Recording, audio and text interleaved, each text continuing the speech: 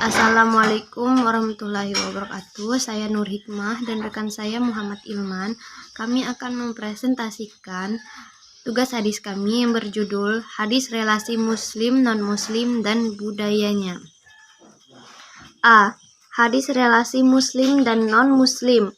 Penelusuran terhadap hadis Nabi tentang hubungan umat Islam dengan pemeluk agama lain menunjukkan bahwa ada dua sikap hadis terhadap komunitas non-muslim, yaitu apresiatif akomodatif dan kritis konfrontatif.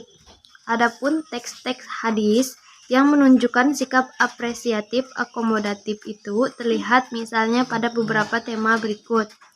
Hadis lain yaitu cerita tentang praktik penghormatan Nabi terhadap jenazah Yahudi maupun Alkitab sebagaimana terekam dalam hadis berikut ini, yang artinya dari Abu Musa bahwa Nabi Shallallahu Alaihi Wasallam bersabda, apabila di hadapan kalian lewat jenazah orang Yahudi atau orang Nasrani atau Muslim, maka hendaklah kalian berdiri.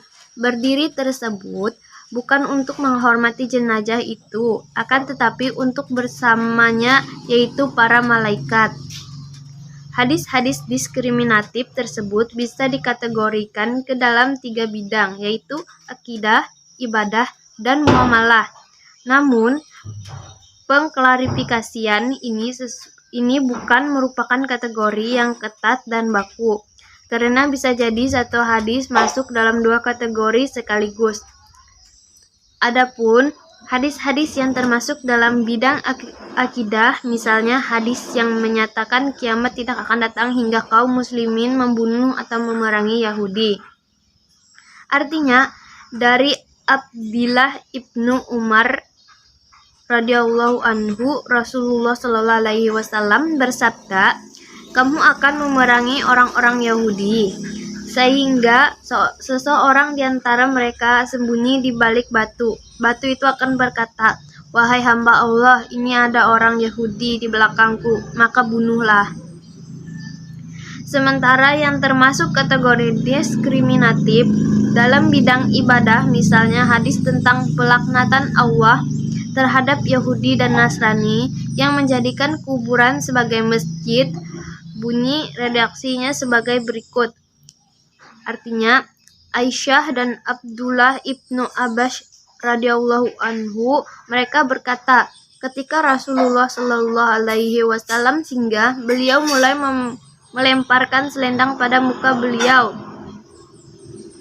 Ketika selendang itu menutupi muka beliau, beliau membukanya dari muka beliau seraya bersabda dalam keadaan demikian, laknat atau kutukan Allah atas orang-orang Yahudi dan Nasrani karena mereka menjadikan kuburan nabi-nabi mereka sebagai masjid. Beliau mempertakutkan akan apa yang mereka perbuat. Adapun hadis yang termasuk kategori diskriminatif dalam bidang muamalah seperti hadis tentang perintah untuk berbeda atau tidak menyamai dengan Yahudi dan Nasrani. Artinya, dari Abu Hurairah radhiyallahu anhu berkata, Rasulullah Shallallahu Alaihi Wasallam bersabda, sesungguhnya orang Yahudi dan Nasrani tidak akan mengecat rambutnya, maka berbedalah dengan mereka. Selanjutnya akan dibacakan atau dipaparkan oleh rekan saya, yaitu Muhammad Ilman. Baik, jadi di sini saya akan melanjutkan presentasi materi B, hadis relasi kultur dan budaya. Pertama, ada tradisi yang secara utuh diakomodir oleh Nabi dan inilah yang disebut dengan akomodasi total. Salah satu contoh berkenaan dengan hal ini sebagai terlihat dalam kasus puasa Asyura berikut ini. Dalam hadis Nabi yang artinya, telah menceritakan kepada kami Qutaibah bin Sa'id, telah menceritakan kepada kami Al-Laits dari Yazid bin Abi Habib bahwasanya Iran bin Malik menceritakan kepadanya bahwa Urwah telah menceritakan dari Aisyah bahwa dahulu hari Asyura adalah hari yang orang-orang Quraisy pergunakan pada masa jahiliyah untuk berpuasa. Rasulullah juga memerintahkan untuk berpuasa hingga datang perintah puasa Ramadan dan diwajibkan. Rasulullah bersabda, "Barang siapa yang ingin berpuasa Asyura, hendaklah berpuasa. Dan barang siapa yang tidak ingin, maka tinggalkanlah." Hadis riwayat Bukhari. Kemudian hadis yang kedua, ada tradisi yang total ditolak oleh Nabi Muhammad SAW, kemudian digantikan dengan tradisi yang baru. Dan inilah yang disebut dengan penolakan total atau koreksi total. Untuk menggambarkan hal ini, bisa dilihat pada kasus berikut ini. Rasulullah SAW bersabda yang artinya,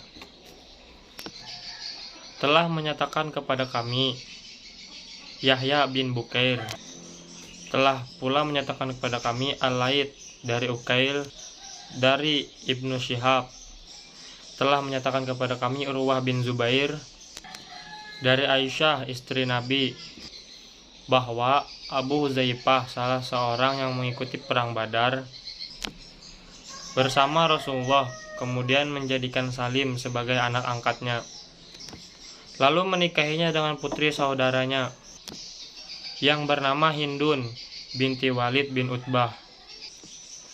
Dia adalah mantan budak seorang wanita kaum Ansor, sebagaimana Rasulullah menjadikan Zaid sebagai anak angkat beliau. Dahulu pada zaman jahiliyah, siapa yang menjadikan seorang sebagai anak angkatnya, orang-orang memanggil sebutan ayah anak angkat itu dengan nama bapak angkatnya dan mendapatkan hak warisan dan harta warisan ayah angkatnya. Hingga Allah Subhanahu wa Ta'ala menurunkan firman-Nya dalam Quran surah Al-Ahzab ayat 5 yang artinya, "Panggillah mereka anak angkat kalian dengan nama bapak-bapak kandung mereka."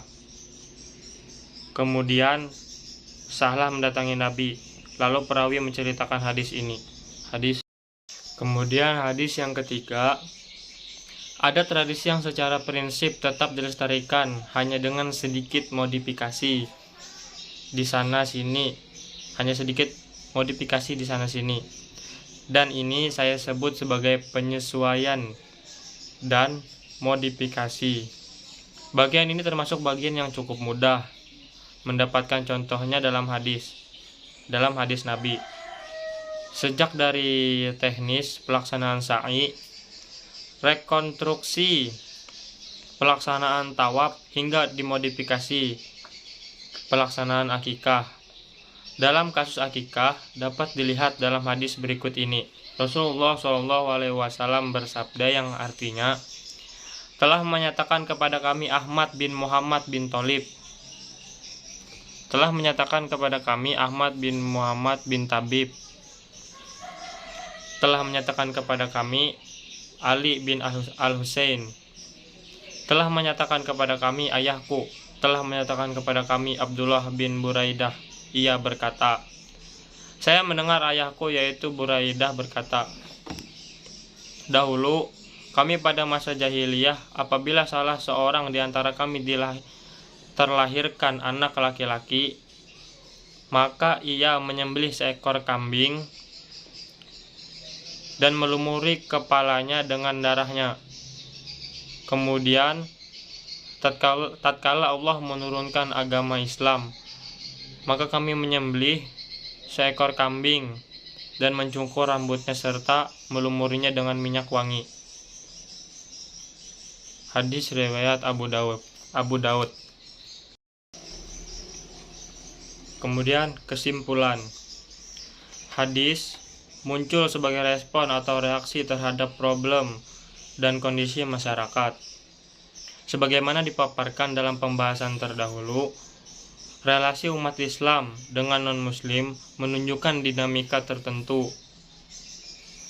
Ada kalanya dalam keadaan harmonis atau akomodatif, dan pada saat yang lain mengalami disharmonis atau konfrontatif. Kedua kategori di atas mencerminkan konteks kemunculannya secara historis sosiologis. Diduga hadis-hadis yang bersifat apresiatif akomodatif lahir dalam kondisi relasi sosial yang harmonis. Sedangkan hadis yang menggambarkan tradisi jahiliyah lebih banyak diungkapkan Nabi dalam bentuk pernyataan verbal. Ya, itu tadi pemaparan dari saya dan Ilman. Kurang lebihnya saya minta maaf. Untuk lebih lengkapnya lagi bisa dilihat di makalah. Sekian dan terima kasih. Wassalamualaikum warahmatullahi wabarakatuh.